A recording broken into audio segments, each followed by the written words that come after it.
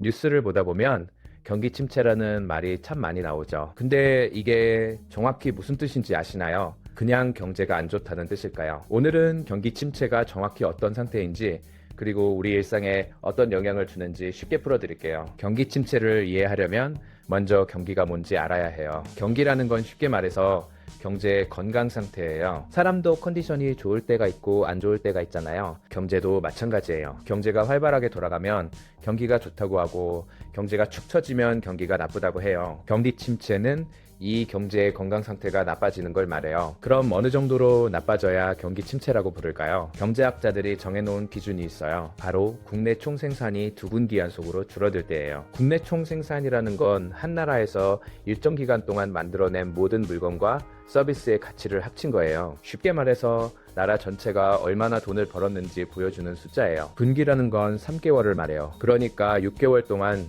계속해서 나라 전체의 생산이 줄어들면 그때 경기 침체라고 부르는 거예요. 이걸 좀 더 쉽게 비유해 볼게요. 여러분, 반 전체 성적이라고 생각해 보세요. 첫 번째 시험에서 반평균이 떨어졌어요. 이건 그냥 한 번 실수한 걸 수도 있어요. 근데 두 번째 시험에서도 또 떨어졌어요. 이제 선생님이 걱정하기 시작하겠죠. 이게 바로 경기 침체의 판단 기준이에요. 한 번은 우연일 수 있지만 두 번 연속이면 뭔가 문제가 있다는 거죠. 근데 사실 미국에서는 이 기준만으로 경기 침체라고 판단하지 않아요. 미국에는 전미경제연구소라는 곳이 있는데 이 기관에서 여러 가지를 종합적으로 봐요. 고용 상황은 어떤지, 사람들 소득은 어떤지, 공장에서 물건은 얼마나 만드는지, 이런 것들을 다 합쳐서 판단하죠. 왜냐하면 생산만 줄었다고 꼭 경기가 나쁜 건 아닐 수도 있거든요. 경기 침체가 오면 우리 일상에는 어떤 일이 벌어질까요? 가장 먼저 느껴지는 건 일자리 문제예요. 회사들이 물건을 못 팔면 돈을 못 벌잖아요. 돈을 못 벌면 직원들 월급 주기가 힘들어져요. 그래서 사람을 내보내기 시작해요. 취업하려는 사람들은 자리가 없어서 힘들어지고, 이미 직장에 있는 사람들도 언제 잘릴지 몰라서 불안해져요. 두 번째로 느껴지는 건 소비 위축이에요. 사람들이 일자리 걱정을 하면 어떻게 될까요? 돈을 아끼기 시작해요. 원래는 주말마다 외식했는데 집에서 밥 먹어야겠다고 생각하고, 새 옷 사려다가 내년에 사자고 미루고, 여행 계획도 취소해요. 이게 바로 소비 위축이에요. 근데 이게 또 악순환을 만들어요. 사람들이 돈을 안 쓰니까 가게들이 장사가 안 되잖아요. 장사가 안 되니까 또 직원을 내보내고, 그 직원은 또 돈을 안 쓰게 되고요. 마치 눈덩이가 굴러가듯이 점점 커지는 거예요. 세 번째로 영향을 받는 건 자산 가격이에요. 집값이나 주식 가격이 떨어지기 시작해요. 경기가 안 좋으니까 사람들이 집을 안 사려고 하고, 기업들 실적이 나빠지니까 주식도 떨어지는 거죠. 열심히 모은 돈으로 산 집이나 주식의 가치가 줄어드니까 사람들은 더 불안해지고 또 소비를 줄여요. 경기 침체와 비슷한 말로 불황이라는 게 있어요. 이 둘은 뭐가 다를까요? 경기 침체는 상대적으로 짧고 가벼운 경제 하락이에요. 보통 몇 개월에서 1, 2년 정도 지속되죠. 반면에 불황은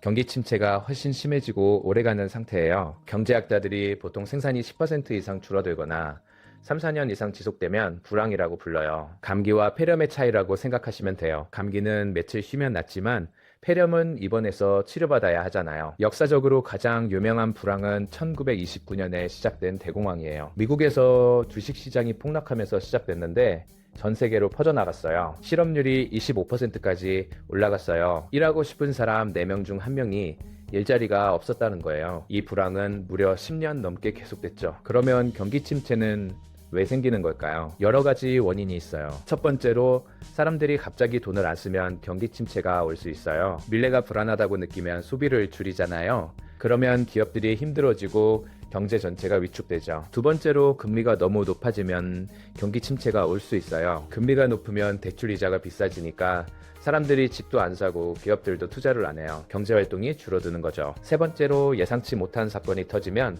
경기 침체가 올 수 있어요. 2020년에 전염병이 퍼졌을 때 전 세계 경제가 한꺼번에 멈춰버렸잖아요. 이런 갑작스러운 충격이 경기 침체를 불러올 수 있어요. 그러면 우리 같은 평범한 사람들은 경기 침체에 어떻게 대비해야 할까요? 첫 번째로 비상금을 만들어 두세요. 갑자기 일자리를 잃어도 당장 생활할 수 있어야 하거든요. 최소 6월치 생활비는 현금으로 가지고 있는 게 좋아요. 두 번째로 빚을 줄이세요. 경기가 나빠지면 소득이 줄어들 수 있는데 빚은 그대로잖아요. 갚을 수 있을 때 미리 갚아두면 마음이 편해요. 세 번째로 자기 실력을 키우세요. 회사가 어려워지면 사람을 내보내잖아요. 그때 없어서는 안 될 사람이 되어 있으면 살아남을 수 있어요. 오늘 이야기를 정리해 볼게요. 경기 침체는 경제 활동이 전반적으로 위축되는 상태예요.